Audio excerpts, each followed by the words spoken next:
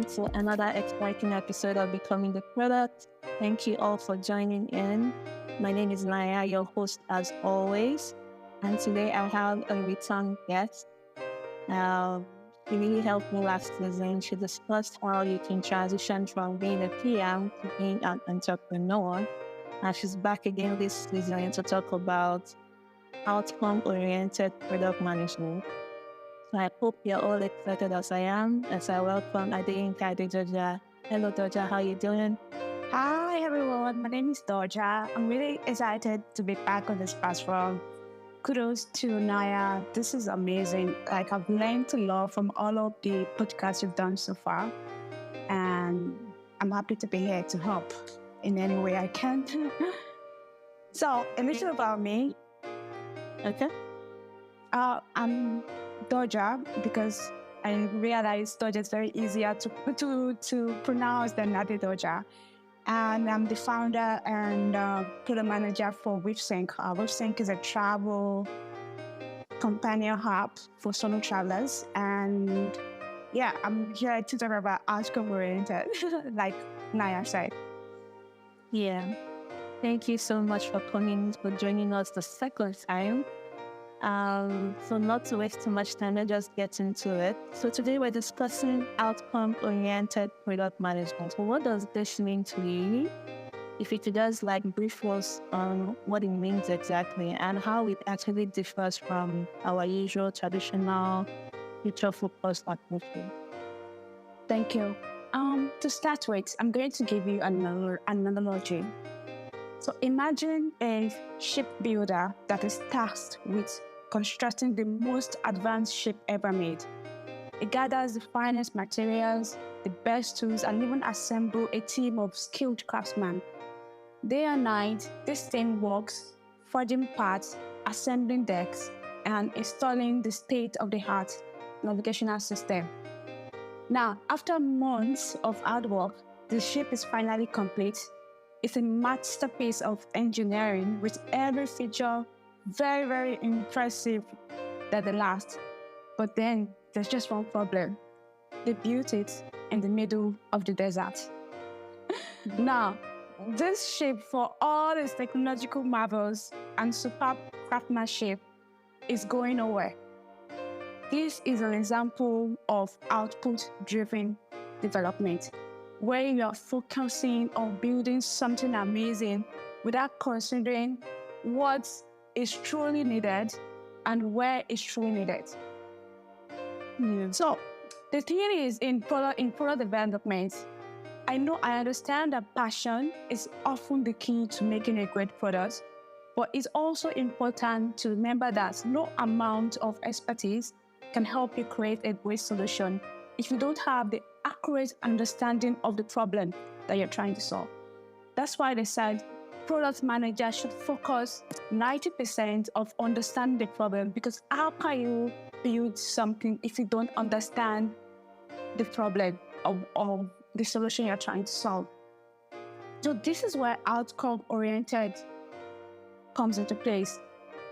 The approach makes you ask the question why and what.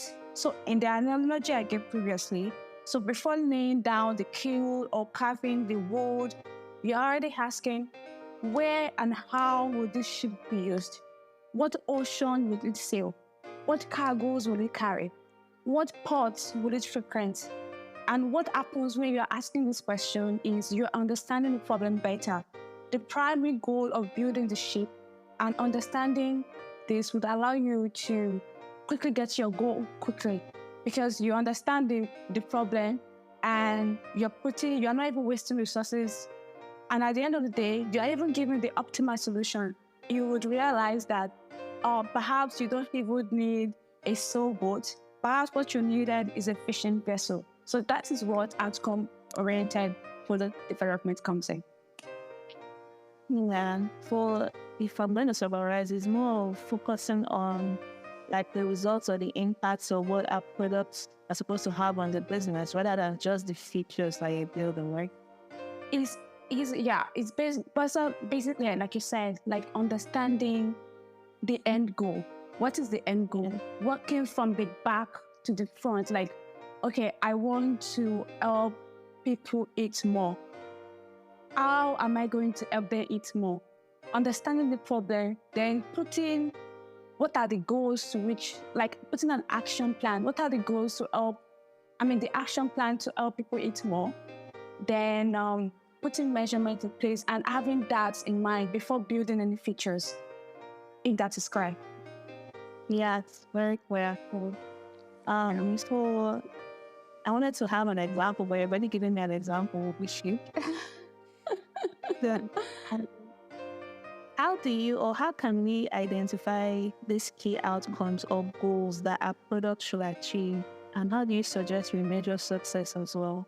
Okay, so first and foremost, there are a lot of approaches in product development, from lean product management to feature-driven product management. And to be honest, each approach has its strengths and they're suitable for different types of product and business environments. But the key is to select an approach that aligns with the product goals and the team working styles and the market dynamics. So outcome-oriented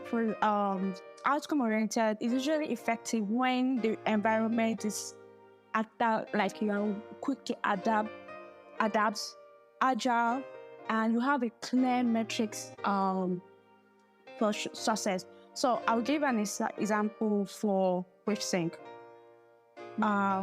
So WaveSync, our culture is product-led, which means that we align every function around the product, like the whole department, the development, the marketing team, they are all based on the product experience. And this has also dictated how we are also going to the market, who we hire, and even our market channel. So what that means is that, okay, for instance, we have one of our outcomes is to have high engagement on the platform. So how do we select the outcome? The outcome aligns to our product culture and our business objective. And how do we do this? We first understood the problem. We were able to clearly define what the problem in the travel space is, what the problem solo travelers are facing, and we use this to also define our business objective. How we are going to be much more like using competitive analysis, market dynamics, and all of these things. And then we said, okay, to achieve this product goal, one of our outcomes is to increase user engagement. So how are we going to increase user engagement? First and foremost, to make the platform intuitive, to make people can come and they don't even the platform is very user friendly, and to understand how people can move from one page to another. And then we put what's it called? Tracking, how to track all these measurements so we know we are actually achieving our goal. So that's like an example. It's a bit generic, but I think does that make a little sense? Yes, it does. One way is to ensure that we understand the business goal and the objective, and also the people that we're trying to build. And like you said, work from the end goal. What's the outcome you want? Then craft your plan accordingly. So, have you ever experienced any challenges or pitfalls when trying to implement outcome-oriented? For example, if you're in organizations that they are already focusing on other types, maybe the feature-focused organization, have you ever experienced something like that? No, so I would say I've experienced, I've worked in a company where they are feature-focused. So I don't have experience for that.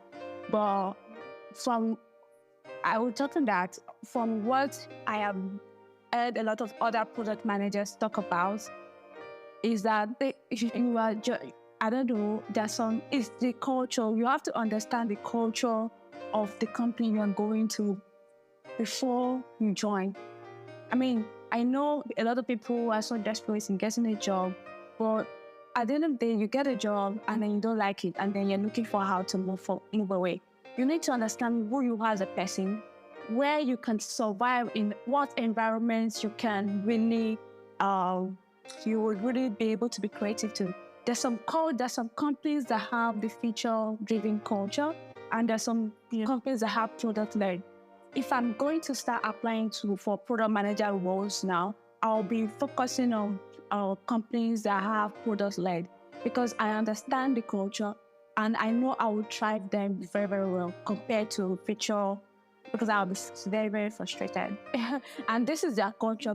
For instance, Google is engineer-led. It's an engineer-led company, and it's different from Apple, that is design-centric. So these are two different companies. You cannot say because, oh, I want to work in Google, but you don't understand their. You need to understand the product culture. In fact, this is how even HR and all these people and IR people now, they want to know if your values matches with their values. And so that is that.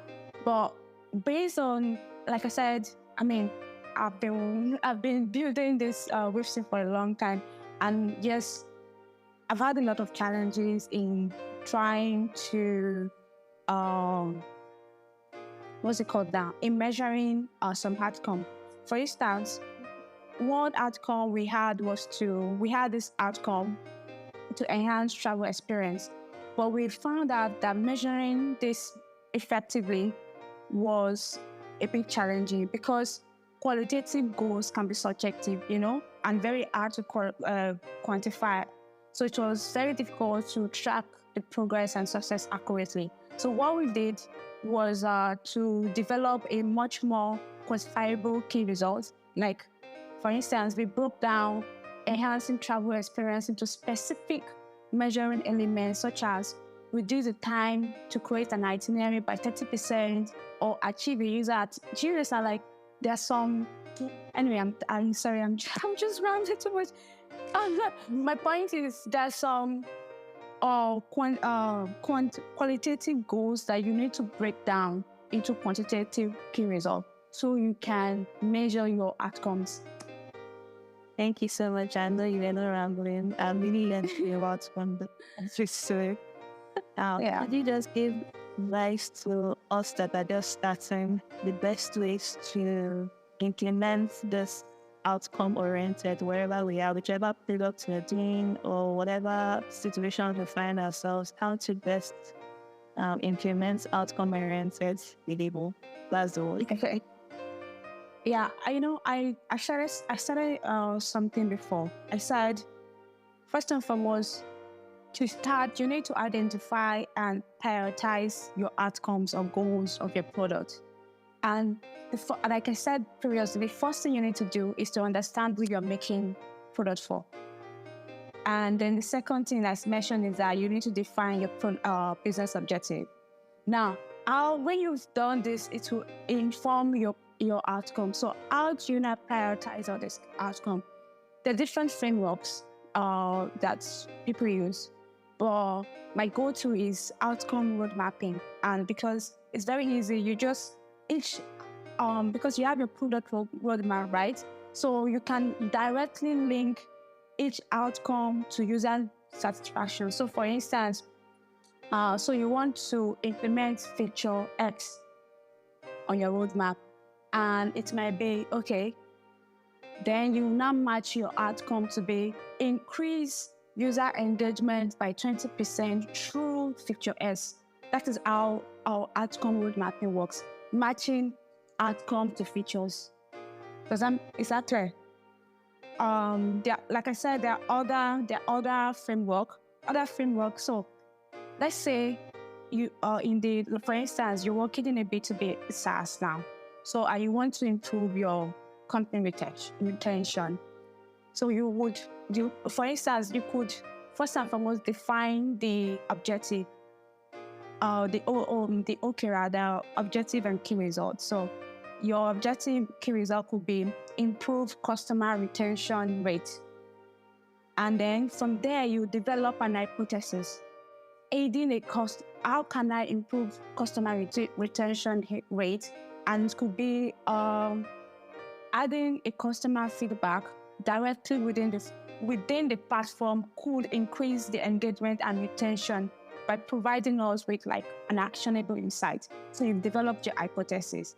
And then you can also use the framework user story mapping. I'm just trying to summarize how you can use different framework to establish your outcome oriented. Yeah. Because they're different framework, but you can use them jointly.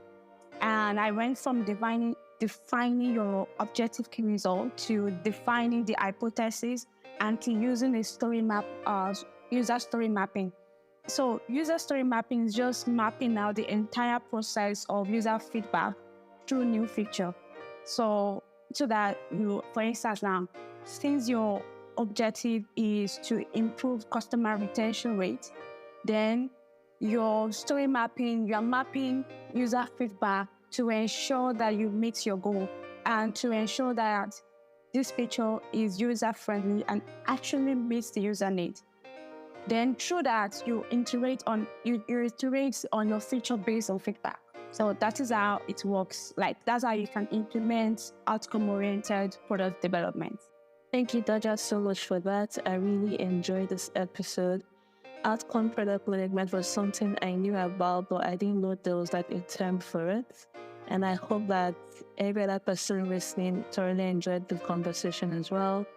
So as usual, you can drop your feedback, your comments on our social media, on Spotify as a voice message, or you can actually subscribe to our newsletters where you get first-hand information regarding the podcast. Thank you so much, Doja, for coming on the show. Thank you, Naya, for inviting me. It's always a pleasure. Hopefully, I come more. I love talking about products. Definitely. Have a great week. You too. Bye-bye.